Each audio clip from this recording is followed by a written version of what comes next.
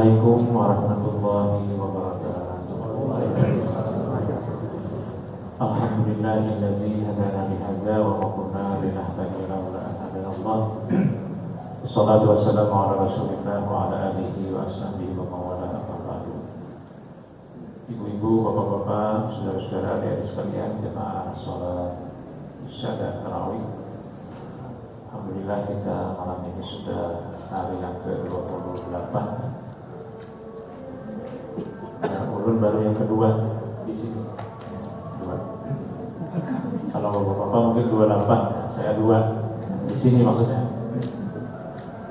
Alhamdulillah kita bersyukur masih diberi kesehatan, kekuatan, dan hari-hari terakhir ini adalah hari-hari yang sangat penting bagi kita sebagai orang beriman untuk melaksanakan ibadah,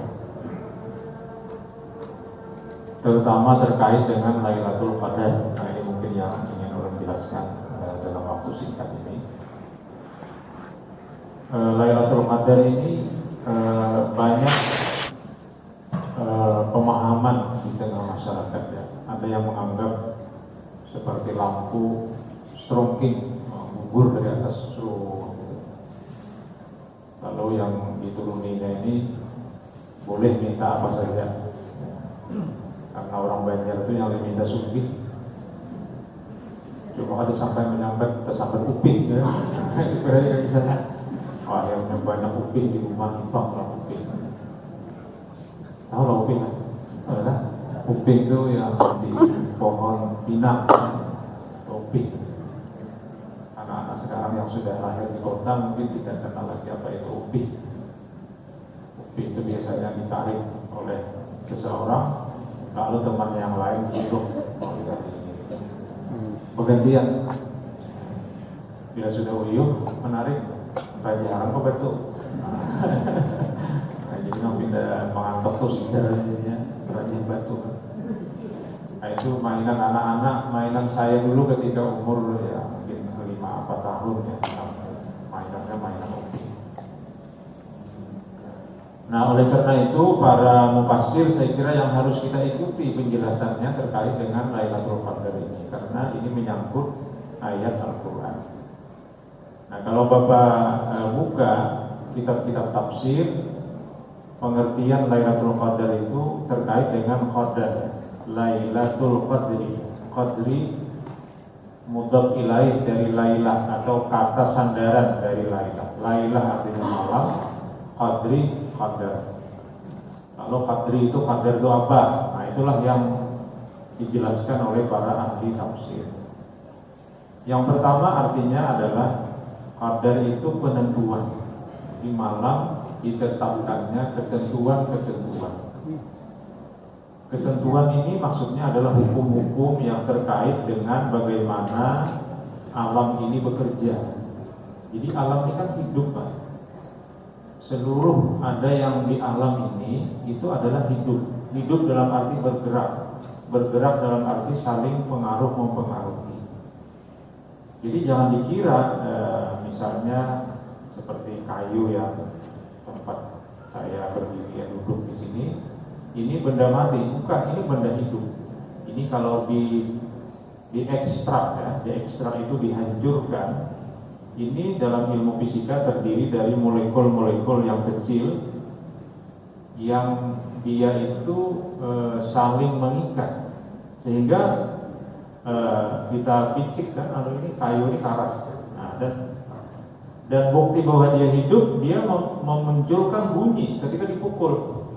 Nah, ini kan kenapa dia ini berbunyi? Karena dia hidup. Jadi dia punya kehidupan. Nah, seperti air ya, air ini apalagi air ya. Air ini kan diciptakan segala yang hidup dari air. Berarti air itu juga hidup.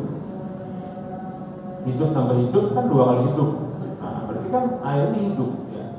Dia terdiri dari hidrogen dengan oksigen ya. Hidrogen 2, oksigen 1. Saling mengikat, jadilah air. Nah, jadi Tuhan menentukan bagaimana dunia ini bekerja. Baik mulai yang besar seperti matahari, galaksi, bima sakti, sampai yang kecil seperti nyamuk bekerja, masing-masing bekerja. Maka di dalam kehidupan ini diatur oleh Allah. Bagaimana hubungan kita dengan alam, itu ada aturannya. Misalnya Bapak memelihara ayam, Bapak wajib mengasih makan ayam. Jangan sampai ayam pada dimakani lalu makan ke rumah orang. Ada boleh, apalagi ambil tanaman orang. Yang berdosa bukan ayam, tapi kita. Jadi ayam kita pelihara, ayam punya hak untuk dikasih makan. Tapi kalau dia mau makan ayam, ya sembelih ayam atau jual kan, ya misalnya. Ini namanya ada keterkaitan. Bagaimana antar alam itu bekerja. Kita saling hormat menghormati. Dan tidak boleh melebihkan alam itu dari posisinya sebagai teman. Ketika alam itu diposisikan lebih dari teman, dia dipuja. Nah, oleh karena itu dilarang kultus.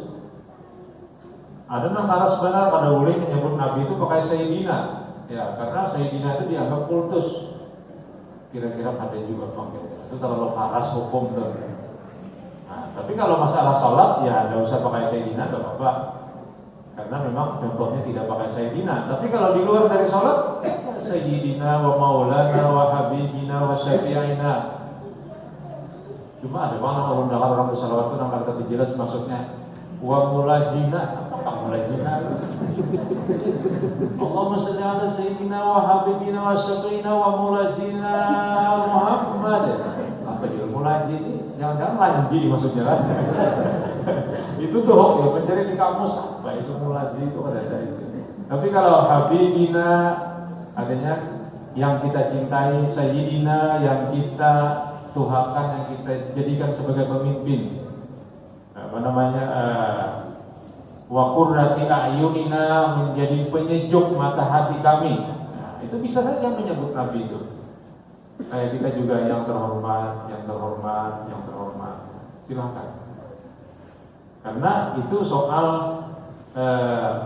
penghormatan kepada orang lain, bukan dalam arti mengkultuskan. Nah, yang tidak boleh itu mengkultuskan. Sesama alam ini dilebihkan posisinya dari sekedar kawan, tidak boleh. Direndahkan tidak boleh juga.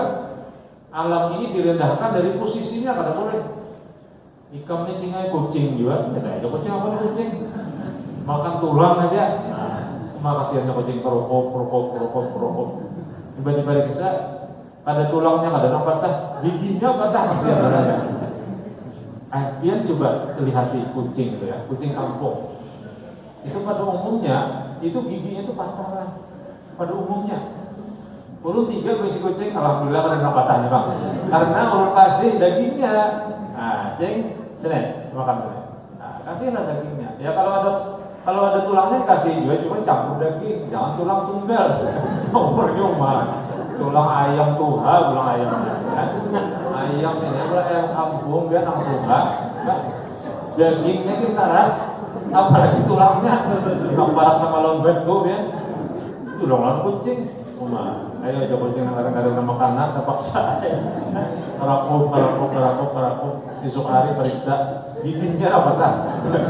Nah, biar jarang melihat mulut kucing, coba lihat aja. Umumnya patah ya. Ya mungkin itu tadi ada makanan mas ya. Nah, ini namanya kita menganggap binatang-binatang ini di bawah kita, sekehendak kita. Tidak boleh. Nabi kita pernah mengatakan, dakhalat imra'atun nara fi hirratin. Seorang masuk neraka gara-gara kucing. Hasabatha wa lam ta'kulha hatta matat. Dia kurung kucing itu, kemudian tidak dikasih makan sampai dia mati. Itu kita diazab oleh Allah. Sama kan Nabi juga pernah mengatakan, siapa aja Nabi yang membakar binatang ini? Tidak boleh kata Nabi membakar sesuatu binatang kecuali yang punya api. Maksudnya Rabbun Nar itu Tuhan maksudnya. Tuhan yang berhak mengazab orang ke dalam api itu. Makanya ada orang yang ada mau manapak nyamuk lawan rakit nyamuk. Nah, ini ada pulang ya. Nah, Itu jadi dalilnya itu tadi. Ya, kalau soal, nah, kecuali kalau membawa mudarat. Kalau membawa mudarat, si binatang tadi boleh kita matikan, boleh kita matikan. Tapi kalau dia tidak membawa mudarat, jangan. Di rumah kita tuh banyak samut ya. Samut ini kan macam-macam jenis. Terakhirnya lo lihat ada samut, kawannya itu ada banyak, bang sebelah ya samutnya. Tapi ini berjurut ke anaknya. Ganal samutnya. Ini jurut hanya pulang makhluk nih. Ganal samutnya. Dan kadang ikut samutnya nih. Dia mencari makanan aja. Ini misalnya es buah kah, apakah di rumah kita tuh datangnya, minta jualnya, air muda kita berbagi kita. Jadi kadang-kadang kalau nandaki sedikit banyu gula itu di dalam piring. Wah ini nambah enam tadi pasukan ya. Betanding ya pasukan. Air tayau kan. Tapi lain tayau yang mengikut itu lain, tapi salibanda lain. Ini ada sedikit aja. Ini sekitar 6-7 jurung ya tak. Nah, kalau sama gatal, yang sama gatal, gatalnya mengikut ya. Nah, itu kan kau aja di mati itu ambil akan baik itu samprot seret. Tapi kalau nombor 6 tadi, misalkan aja sambut anak itu sama tapar. Kayaknya bulan puasa itu kalau sambut itu di luar bulan puasa asal ada suara mana-mana. Karena seperti hilang. Nah, jadi yang namanya Lailatul Qadar itu artinya Allah menurunkan formula, aturan, ketentuan tentang bagaimana alam ini bekerja. Itulah wahyu Allah yang diturunkan dari Lauhul Mahfuz ke langit dunia. Kemudian disebut dengan Al-Quran. Jadi belum lagi turun lawan Nabi itu. Jadi inna anzalnahu fi Lailatul Qadar. Kami menurunkan Al-Quran dari Lauhul Mahfuz ke langit pertama. Di langit pertama ada satu tempat namanya Baitul Izzah. Nah itulah inna anzalnahu fi Lailatul Qadar. Wa ma adraka ma Lailatul Qadar? Lailatul Qadri khairun min alfi syahr. Nah lalu arti kedua dari qadar di situ adalah kemuliaan. Karena nilainya lebih baik dari 1000 bulan. Artinya orang itu hidup 1000 bulan, sekitar 83 tahun, tapi tidak pernah bersentuhan, tidak pernah memikirkan, apalagi mengikuti terhadap hukum-hukum Allah, baik yang mengatur dunia fisika tadi atau dunia sosial, maka orang itu bagaikan tidak memiliki kehidupan. Nah itulah dia Lailatul Qadar. Jadi Lailatul Qadar ini adalah malam diturunkannya aturan yang mengatur tentang dunia ini bekerja. Kalau kita berikan sedikit ringkasan, ada 2 dunia ini Pak. 1 dunia fisik, 2 dunia sosial. Jadi kalau dunia fisik ini adalah benda-benda tadi seperti kayu yang kita pukul berbunyi ya. Kemudian dia ini merekatkan antar molekul 1 dengan molekul 2 dan seterusnya, mengikat sehingga dia keras.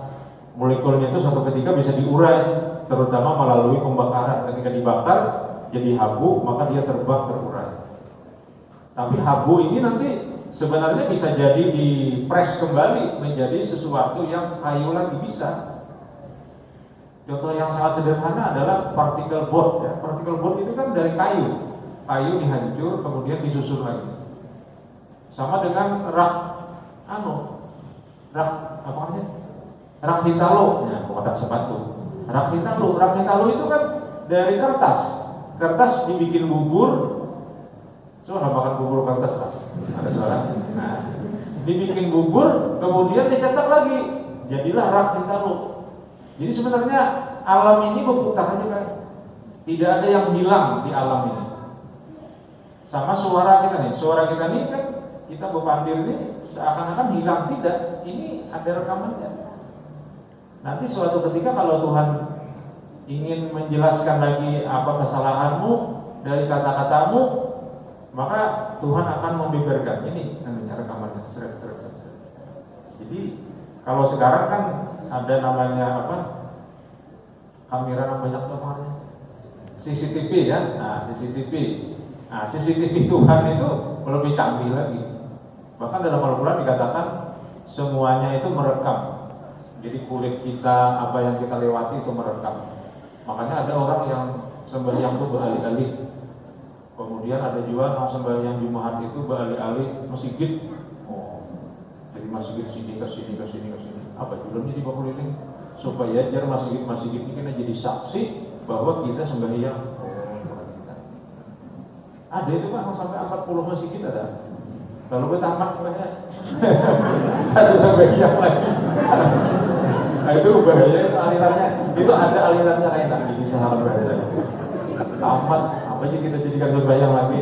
Tamat di sini dah 40 gitu ya. Nah, tapi ada juga orang yang di dalam masjid ini kan beralih-alih kan. Seperti imam kita tadi belum lihat ketika menyunat beralih sedikit kan. Nah, itu masuk aliran beralih ya berarti. Memang ada alirannya ini. Alirannya itu aliran alih. Alirannya itu tadi bahwa segala sesuatu yang ditempati itu akan menjadi saksi. Lalu pemahamannya agar saksinya banyak, lalu berarti memang hadisnya begini sebenarnya. Ujar Nabi, jangan sholat itu seperti onta. Seperti onta apa namanya? Onta tidur ya, apa ya? Artinya di situ aja. Maksud Nabi itu, kalau menurut ulun ya, itu maksudnya tidak boleh ada orang yang melakukan protek terhadap suatu tempat di dalam masjid. Karena di masjid itu adalah public area. Itu maksudnya. Bukan berarti beralih, mungkin di berputar berarti mau ke bang. Misalnya nong di sini kasih itu sini. Nah, ada ulunnya tak betatai. Begitu anak menyunat beralih. Buruk kita aja. Ada juga. Tapi bagus juga, Pak. Itulah itu model kayak apa lah, Indonesia. Ya, bagus saja, Pak juga. Ada salah juga, Pak. Cuma menurut bukan itu implikasi atau aplikasi dari hadis Nabi itu bukan itu. Maksud Nabi itu jangan ada orang yang memprotek di suatu tempat hanya sigin aja. Bahari ada namanya tiang guru jangan boleh ini bukan dari tiang tuh. Nah, bila ada guru ada boleh maju kita kalinya. Nah, ngarannya tiang guru. Padahal maksud orang mengelola masjid itu tiang guru itu tiang utama maksudnya. Artinya ini penyangga kayak dua nih nanti tiang guru aja nih. Nah, itu memang besar dari situ boleh aja bebas aja kalau. Berarti di sini ada namanya istilah protek kan. Jadi jangan kau sholat seperti onta itu maksudnya jangan di situ aja. Ya. Bahkan Nabi pernah melarang orang tahatir riqab. Tahatir riqab itu melangkahi pundak-pundak untuk menuju tempat yang di depan. Karena tadi datang, ya posisinya di belakang. Itu namanya public area. Kecuali imam. Nah kalau imam pada kau balik, imamnya di sini Pak. Tapi tadi sini beralih, mau sedikit. Ada apa ya? Aku beli aja itu ya. Maksudnya itu mau berasan lah ya Pak. Supaya jangan tapi karena AC ya kalau masuk karena sedikit kan juga. Tapi AC-nya pindahannya sama aja juga pada AC-nya juga kan. Nah ini satu hal. Jadi Lailatul Qadri itu malam diaturnya ketentuan-ketentuan baik yang mengatur dunia fisik atau dunia sosial. Itu dunia fisik itulah yang dituntut oleh para ilmuwan. Jadi tugas ilmuwan itu adalah menemukan hukum-hukum fisika. Melihat burung terbang, namanya burung terbang. Ada macet di atas ini kan. Nah, burung itu kayak mudiknya ya nyawan banget itu. Ada macet-macetnya. Anda kemana kayaknya kan? Anda ke Alabiu, Anda ke Angusai kan? Bahkan mencari jalan yang lurus kan? Nah. Tapi kemudian manusia juga ingin terbang. Nah, akhirnya dipelajari. Apa yang dipelajari? Yang dipelajari adalah sayap burung. Bagaimana sayap itu, Bu? Nah, coba lihat ya, sayap burung itu mirip dengan sayap pesawat. Karena itulah yang menyebabkan bisa terbang. Yaitu bekulung itu sih. Nah, jadi ini bekulung ini. Jadi kalau di sini depannya pesawat itu begini sayapnya panjang ke kanan, tapi sayapnya itu bekulung sini. Bahkan kalau ininya marem itu kulungnya semakin berpanjang. Bagian muka berjulur, bagian belakang berjulur juga, bekulung berpanjang. Sebenarnya sayap Burung itu kan gitu juga. Coba kan melihat burung. Sama. Pian ini kan ada nama pemburungnya kan. Burung kira ada di sini pemburung ya. Ulun angkat tangan dengan bulan halabiu kalau soal burung kan ya. Orang halabiu itu dasar harap soal memburung nih. Cara menangkap burung itu nah hebatnya. Dia itu pakai mainan kekanakan. Jadi ada mainan kekanakan yang berbunyi ngerek. Jadi kalau di para kilauan itu burung itu loh dikatakan pintar.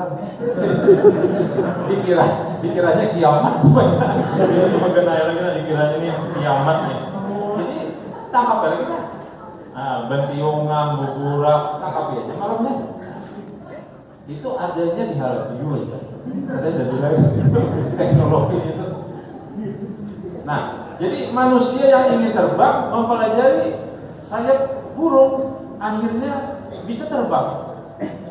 Jadi caranya dengan membuat pesawat melalui sayap, pakai sayap.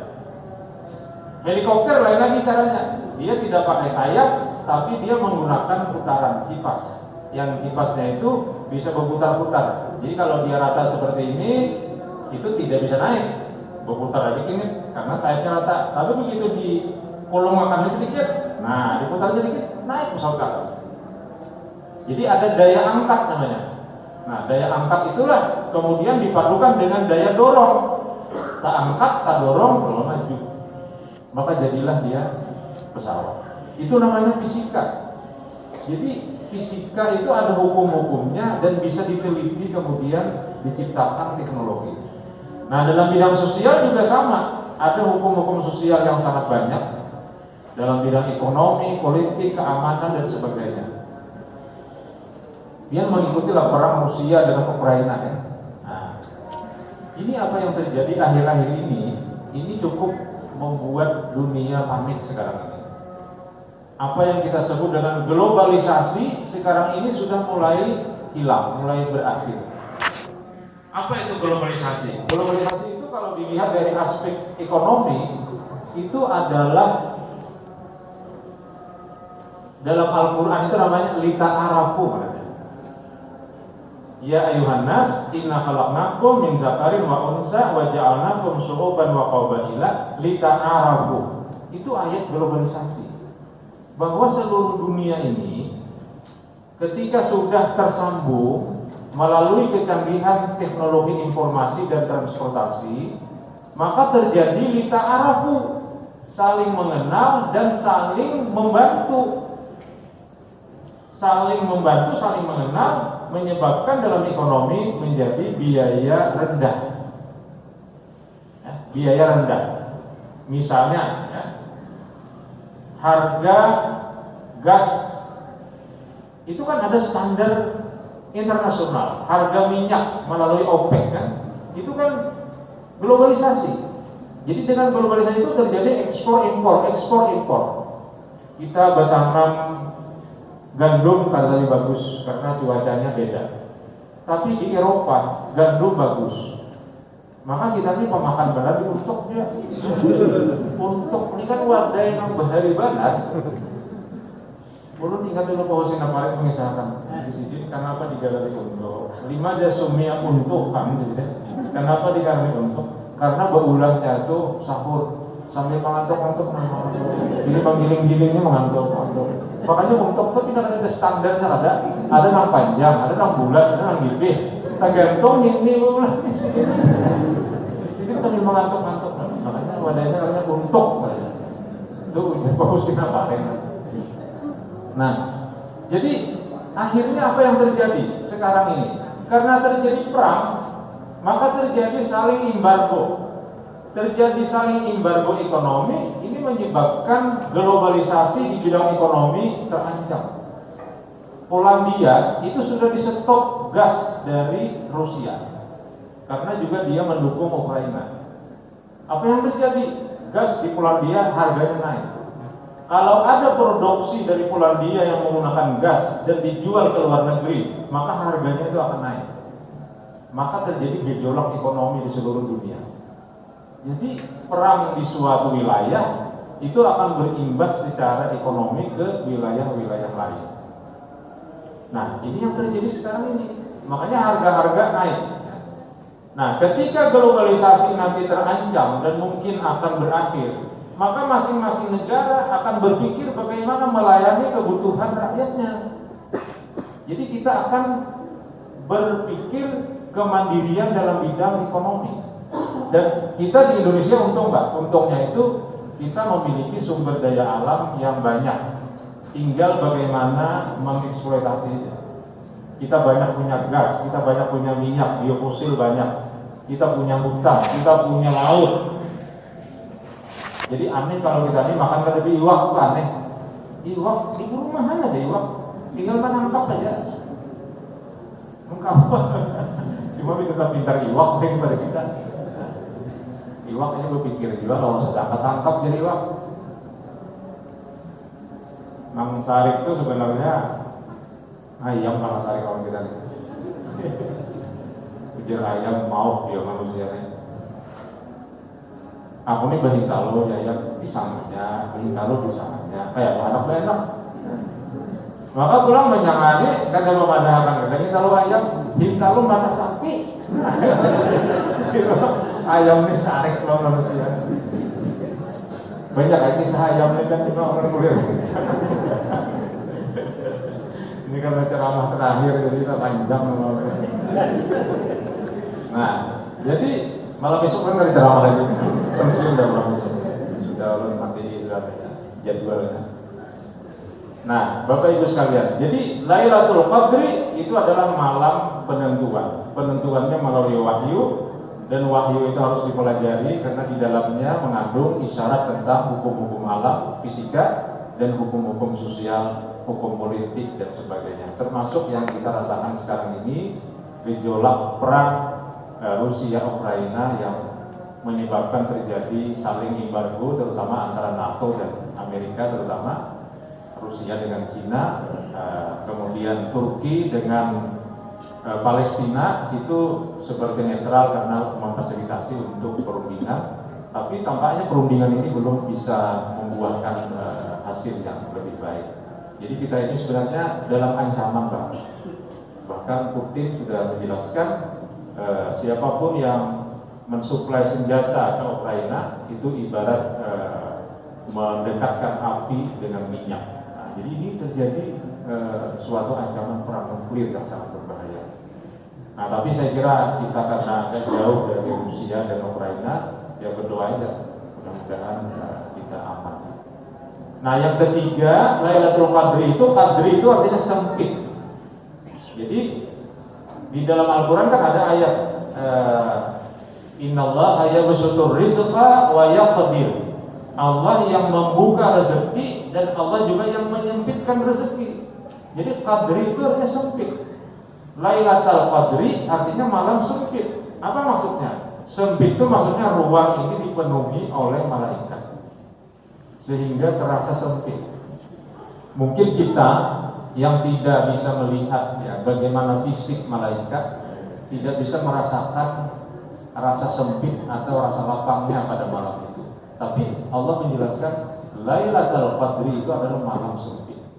Jadi dari tiga makna ini, aturan, kemudian sempit, itu bisa menjadi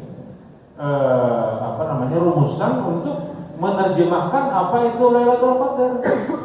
Yaitu Lailatul Qadar adalah malam diturunkannya wahyu yang sangat yang memberikan nilai kemuliaan, dan pada waktu itu malaikat penuh di ruang angkasa ini antara langit dan bumi sehingga terasa sempit. Itulah Lailatul Qadar, dan itu tidak berulang, ya, hanya sekali, yaitu pada saat Al-Quran diturunkan.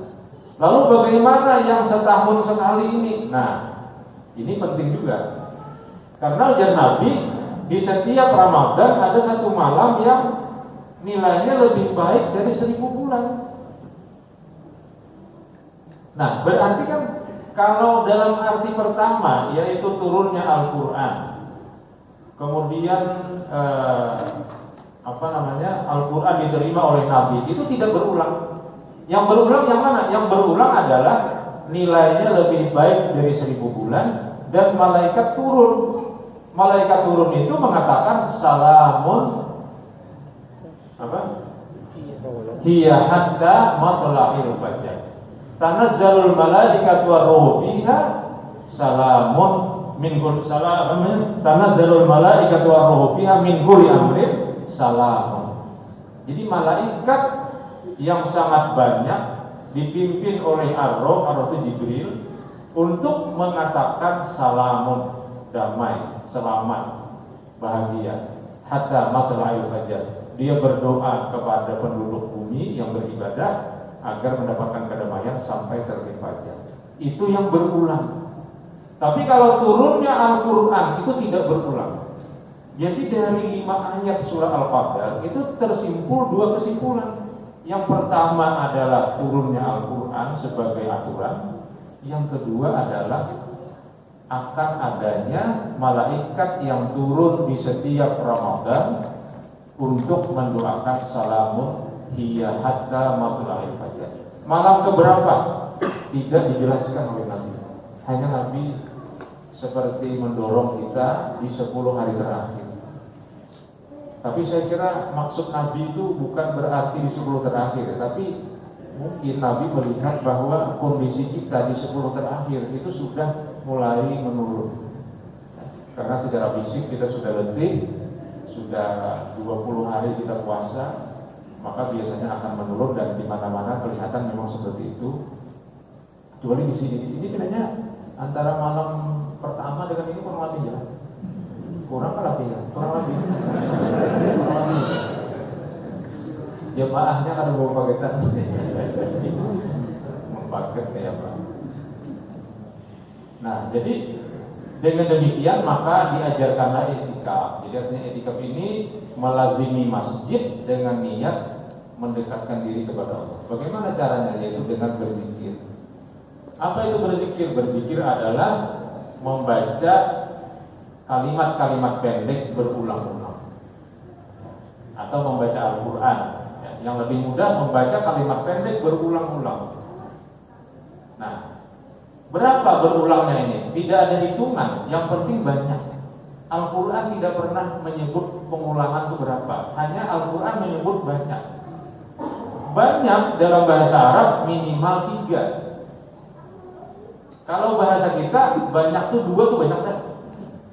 Kita makan di warung, ya banyak ya kan iwaknya 2 buting iwak kan. Tapi kalau kita di warung Arab, banyak ya kan iwaknya 3 tuh kan. Karena versi Arab banyak tuh 3. 1 mufrad, 2 tasniyah, 3 jamak. Makanya zikir-zikir itu minimal 3. Misalnya membaca astagfirullah selesai sholat 3. Kemudian tasbih rokok 3, tasbih sujud 3. Karena 3 itu minimal banyak. Lalu Nabi mengajarkan pengalian banyak yang banyak. Berapa itu? Banyak kali banyak berapa? Banyak tuh Bang dah. Nah, antara lain ada 11 kali banyak, yaitu 33. Banyak 3 ada kali 11. 11 kali 3 33. Muncullah subhanallah, subhanallah 33, alhamdulillah 33, Allahu akbar 33, selesai salat fardu. Itu sampel dari banyak yang banyak. Nah, maka istilah banyak ini sebenarnya jangan dibatasi. Anak 100 silahkan, 200, 1000, 2000, selaksa, 2 laksa, sepakul, 2 bakul kan, ya, terserah. Kita pilih-pilih. Nah, di dalam ilmu tasawuf ada pilihan-pilihan ini secara berurutan bagaikan tangga, namanya maqam. Qafnya titik 2 ya, maqam. Maqam ini dalam ilmu tasawuf namanya halte. Jadi kita hidup ini bagaikan orang berjalan menuju satu tujuan. Nah, ini tasawuf yang memberikan penjelasan seperti ini. Lalu ada makam yang paling bawah, namanya taubat.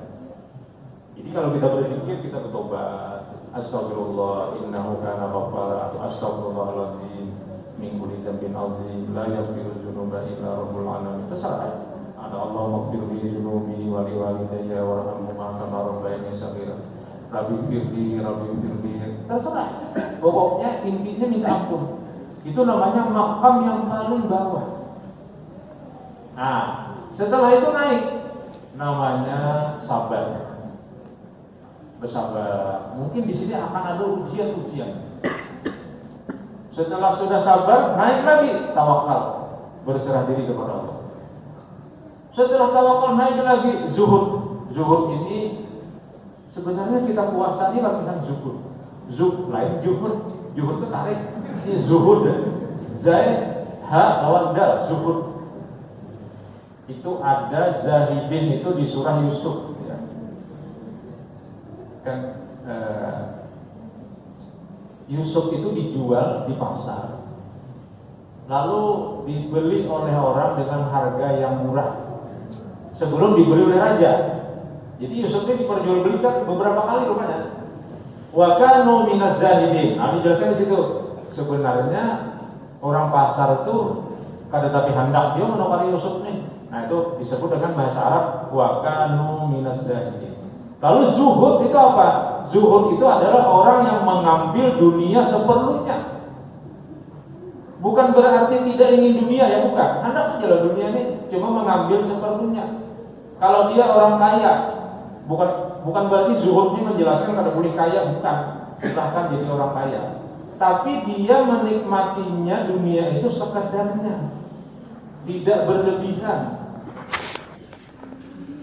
Kadang kayak kita makan di warung itu kan sorongnya banyak-banyak. Yang dimakan banyak nanti. Makanya sebenarnya kita buka puasa di masjid kita. Dilungi kurma sebiji, wadah sahiris. Kemudian sih cangkir apa? Cangkir itu zuhud namanya. Tapi kalau apam 2 biji itu juhud namanya. Menjuhud kemana sih? Sebenarnya kita belajar zuhud. Saya tadi buka teh secangkir, tadi buka di luar makanya pakai celana ini. Teh secangkir, kemudian sebiji kurma, sebiji sahiris, wadah antara tatak sahiris. Kada sakarat kan ada. Kalau ingat kalau sakarat bisa guru bakri, ujuk guru bakri banyak benar. Di bulan puasa ini orang yang sakarat. Maksudnya menukar wadah sakarat. Nah, sakarat itu sahiris sebenarnya ada di sakarat. Berapa karat dengan menjualkan sakarat ya orang mati. Guru bakri ini kan halal biu. Oh dicoba. Halal biu kan nanti. Kalau tujuh kan ada kasih itu halal biu itu bang. Rame nanti. Nah, Bapak Ibu sekalian. Jadi kita mengikuti halte-halte ini. Nah, itu namanya maqam. Jadi artinya posisi kita dalam berzikir, dalam mendekati Allah, itu posisinya adalah menempati tempat, menempati maqam. Kita beriktikaf di masjid ini misalnya. Lalu kita membaca Quran dengan niat ingin mendekatkan diri kepada Allah. Itu namanya kita menempati maqam, menempati tempat dengan zikir yang kira-kira dengan zikir itu kita berada rasanya dekat dengan Allah. Nah, lalu nanti ada hal. Jadi teorinya ada maqam, ada hal. Hal ini adalah suatu keadaan yang dilimpahkan oleh Allah. Dan itu sifatnya kita menerima. Nah, jadi Lailatul Qadar itu harus kita pahami maqam dan hal. Posisi kita hanya berada di maqam. Bahwa Allah menurunkan cahaya yang terang, itu urusan Allah. Bukan urusan kita. Bahwa Allah nanti akan memberikan rasa tenang, itu urusan Allah. Dan Allah kalau berjanji akan dia tepati. Oleh karena itu bukan pada wilayah kita menemukan Lailatul Qadar yang dituntutnya. Yang dituntutnya itu adalah bagaimana kita memposisikan diri kita di 10 hari terakhir dalam suasana dekat kepada Allah. Nah, ada kita ini kan terbalik. Kita ingin mencari, kalau perlu minta jadwal, adakah jadwal Lailatul Qadar ya? Kebetulan ada kan jadwalnya. Jadwalnya itu kalau dihitung mulai hari pertama puasa. Kalau hari pertama puasanya Sabtu, ini tanggal ini. Kalau puasanya Ahad, tanggal ini. Kalau Senin, tanggal ini. Nah, ngalihnya ada Sabtu, ada Ahad puasa. Sehingga jadwalnya ini tapi jelas juga akhirnya. Nah, tapi ini sistem penjadwalan ini jelas itu memahami Lailatul Qadar itu dalam konteks hal, bukan dalam konteks maqam. Padahal soal hal itu soal prerogatif Allah. Soal maqam itu adalah posisi manusia. Jadi kita ini hanya maqam saja. Ini dijelaskan dalam ilmu tasawuf. Nah, jadi artinya kita jangan berpikir Allah ini kira-kira apabila menurunkan, jangan berpikir itu. Yang kita pikirkan ini apa yang bisa kita lakukan untuk mendekati Tuhan selama bulan Ramadan. Kita pikirkan. Karena kalau kita mikirkan apabila itu Tuhan yang menurunkan, Allah pikirkan kita aja. Nah, ada baca zikir. Nah, jadi yang penting kita itu memposisikan diri pada maqam. Urusan hal itu urusan Allah. Dan Allah kalau berjanji tidak pernah akan mengingkari terhadap janjinya. Jadi kalau Tuhan mengatakan tanazzalul malaikatu warruhu fiha biizni rabbihim min kulli amr, turunlah para malaikat di setiap bulan Ramadan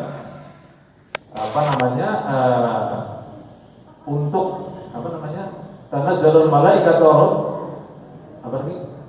tanazzalul malaikatu warruhu fiha biizni rabbihim min kulli amrin. Nah, ada situ min kulli amrin, untuk mengatur, memberikan petunjuk, memberikan kemudahan segala sesuatu.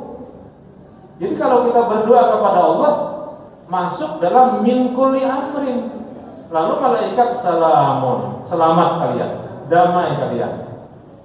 Hatta matla'il fajar, sampai terbit fajar. Pas kita berada dalam ibadah, maka kita kena wilayah doanya malaikat salamun hiya hatta matla'il fajar. Itu janji Allah. Tapi kita tidak usah mikirkan itu. Yang kita pikirkan ini apa yang kita lakukan selama Ramadan ini dalam rangka mendekatkan diri kepada Allah. Itu yang kita pikirkan. Itu artinya maqam. Nah, jadi oleh karena itu kada usah dia memikirkan malam apabila, atau mencari jadwal apabila jadwal ini jam berapa. Karena dunia ini baik, penanggalan malam ini relatif. Ini di Amerika jam berapa? Di Amerika ini jam 9 pagi. Di Amerika. Cocok hal tanahnya cocok. Luar sebelah sana, itu Amerika kan. Nah, itu bisukan di sana. Di Arab, jam berapa di Arab nih? Di Arab ini masih sore, belum buka puasa lagi. Jadi kan kalau hendak buka puasa ke Arab, sedang pulang nih. Ini belum buka lagi buat ini. Belum lagi lah, jam 9 betul ya lah. Kan 5 jam. Berarti sekitar bangsa jam 5-an sore. Masih habis asar, masih menyumak se-Arab lagi buat ini. menyumak amparan datak lagi di sana. Tapi apabila pian ke Australia, tengah malam dah. Mungkin sudah mulai para pesawat banyak. Apalagi ke sebelah lagi ke kepulauan di tengah laut tuh. Nah, itu sudah semakin ke timur semakin. Jadi artinya malam itu sendiri adalah relatif. Oleh karena itu jangan berpikirlah kita tentang hari apa, jam berapa, waktunya kapan turunnya Lailatul Qadar. Yang kita pikirkan adalah apa yang bisa kita lakukan untuk mendekati Allah melalui zikir-zikir kita sesuai dengan tempat di mana kita berada. Saya kira ini yang bisa ulun sampaikan sekedar untuk mengingatkan masing-masing kita dan terutama ulun pribadi juga tentang pentingnya kita menyiapkan diri untuk berzikir. Kalaupun kita tidak bisa malam-malam tinggal di masjid, ya paling tidak mungkin ya sebelum sholat kita sediakan waktu melebihi dari kebiasaan. Setelah sholat fardu juga kita bisa lebih lambat sedikit pulang untuk mengambil fadilah 10 hari terakhir dengan zikir dan mendekatkan diri kepada Allah. Mudah-mudahan amin ya rabbal alamin. Assalamualaikum warahmatullahi